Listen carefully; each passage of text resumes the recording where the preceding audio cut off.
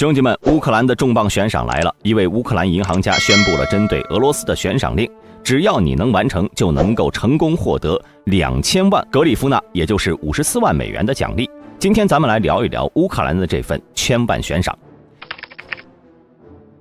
这次发布悬赏的人呢，叫做弗拉基米亚·亚琴科，是乌克兰一家银行的联合创始人。他表示，只要有人能在5月9号莫斯科红场阅兵之际操控无人机对其进行干扰，那么就能够获得这笔奖金。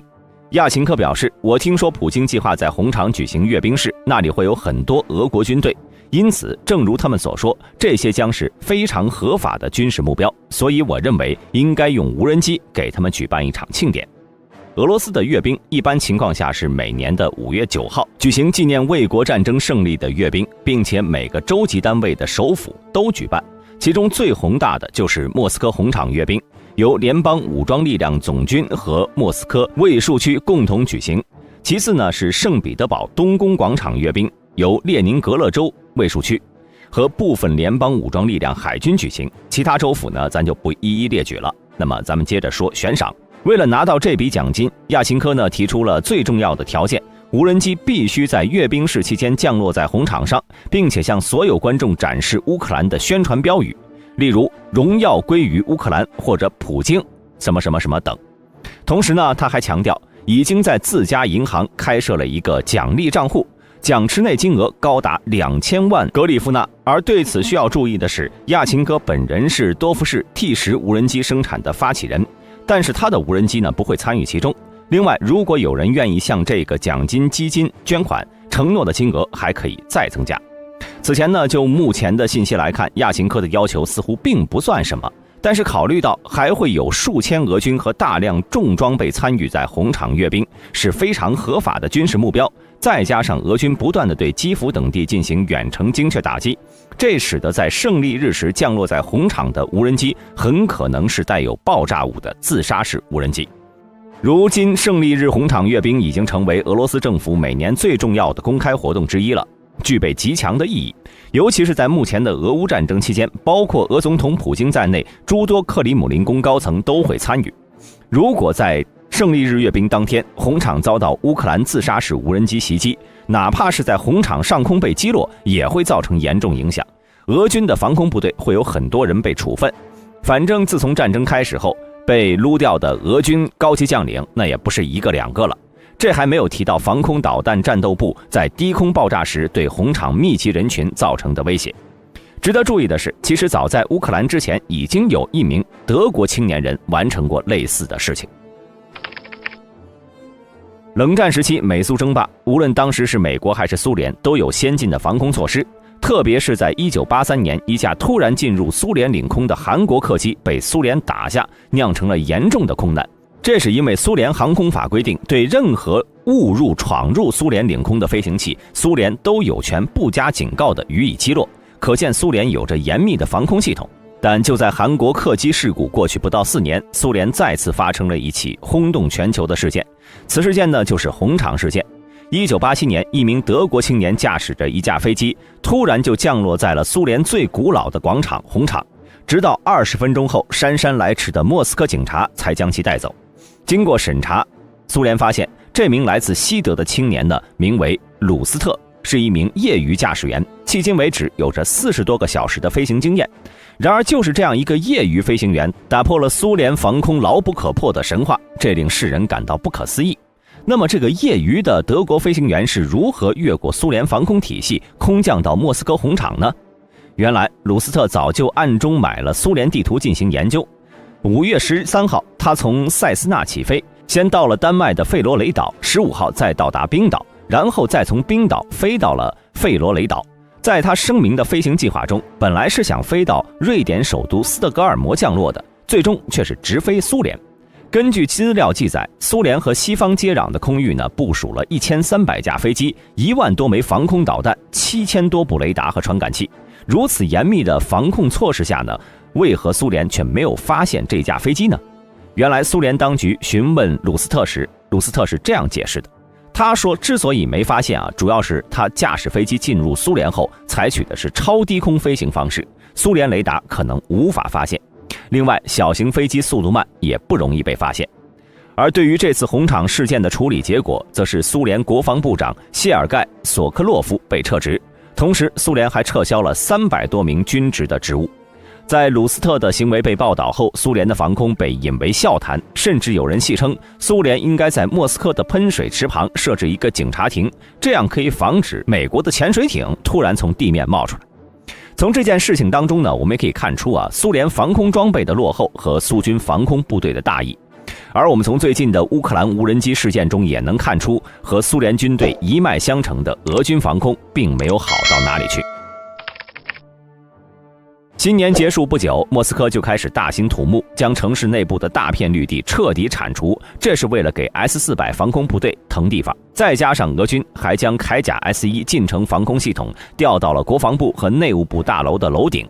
这2件事呢，已经让全莫斯科地区的居民嗅到了不祥的气息。战争是终于蔓延到了俄罗斯的心脏地带。究其原因，这是俄罗斯国防部在2023年的最新批示中已经将莫斯科划为了防空作战区。当然，想要将防空导弹塞进人口密集的莫斯科市区，就不得不考虑一些特别的场所。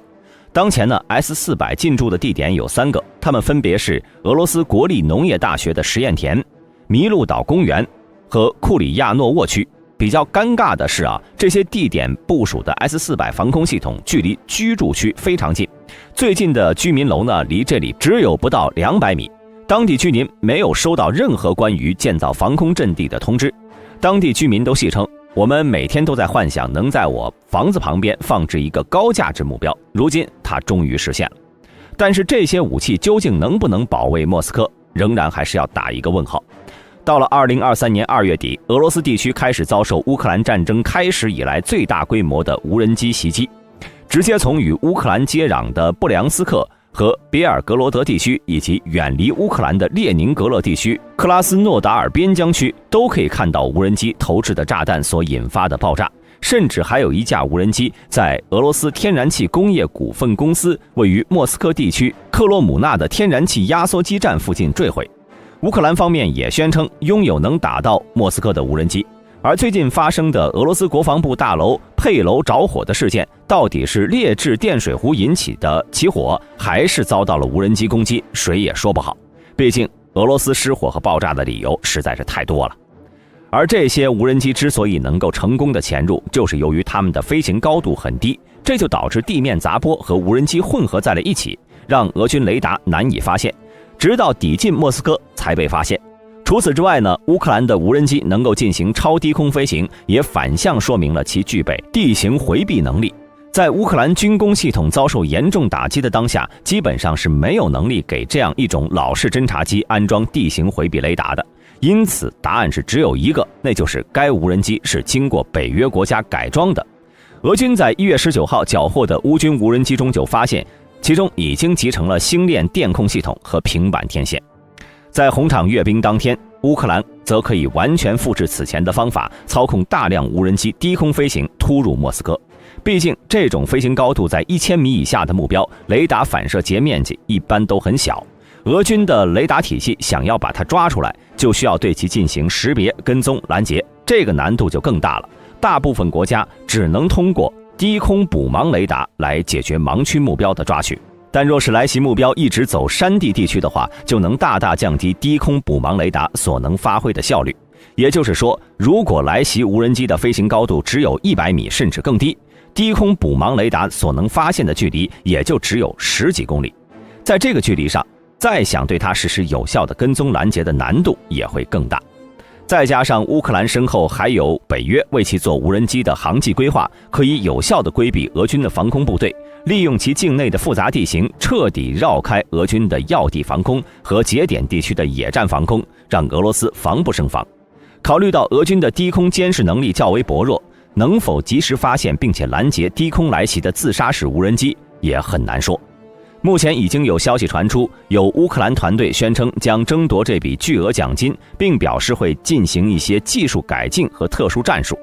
诸如出动整整一个中队的掩护无人机，为真正的主力无人机吸引俄军防空火力，最终成功降落红场。就是不知道在今年胜利日之后呢，俄罗斯又会有多少名军官遭到撤职呢？除此之外，由于此前乌军作战计划遭到泄密，这也让俄罗斯传出消息，称乌克兰有可能会在胜利日当天发动反攻。而在此之前呢，乌军正在大量接收西方武器装备，并且加快乌军人员的训练。不过，随着作战计划的泄露，乌军应该是不会再重复往期的作战策略了。但无人机袭击红场的任务却不会就此罢休。如今，随着俄乌战争的进行和乌克兰银行家的悬赏流出，俄境内已经有不少州政府决定取消胜利日的阅兵了。根据俄罗斯广播公司报道，与乌克兰接壤的库尔斯克州州长称，出于安全考虑，库尔斯克将不会举行5月9号胜利日阅兵式。别尔格罗德州州长也取消了5月9号的胜利日阅兵。他说，现在可以告诉你，为了不在别尔格罗德中心有大量的车辆和士兵挑衅敌人，将不会有阅兵式。看得出来啊，这2位州长还是懂军事的。不过除了害怕无人机袭击之外呢，回顾2022年的红场阅兵，俄罗斯之所以取消了空中检阅这一环节，很有可能是担心战机在起飞降落阶段遭到乌克兰游击队的打击。另外，没有足够的坦克大炮用来撑场面，恐怕也是阅兵式取消的原因之一。众所周知，阅兵原本就是为了让世界看到俄罗斯的实力，可如今俄罗斯军队穷得连 T-54 这种坦克都拉上战场了，哪里还有足够光鲜亮丽的坦克大炮来进行阅兵呢？俄罗斯的武器库存还剩多少，我们无从知晓。但我想，克里姆林宫总不至于为了阅兵把 T-34开到街道上，那这也太复古了点吧。好了，本期视频到这里就结束了。大家对于这次的1000万悬赏都有什么看法？欢迎在下方的评论区留言。对本频道感兴趣的朋友，请点击下方的订阅按钮。我们下期再见。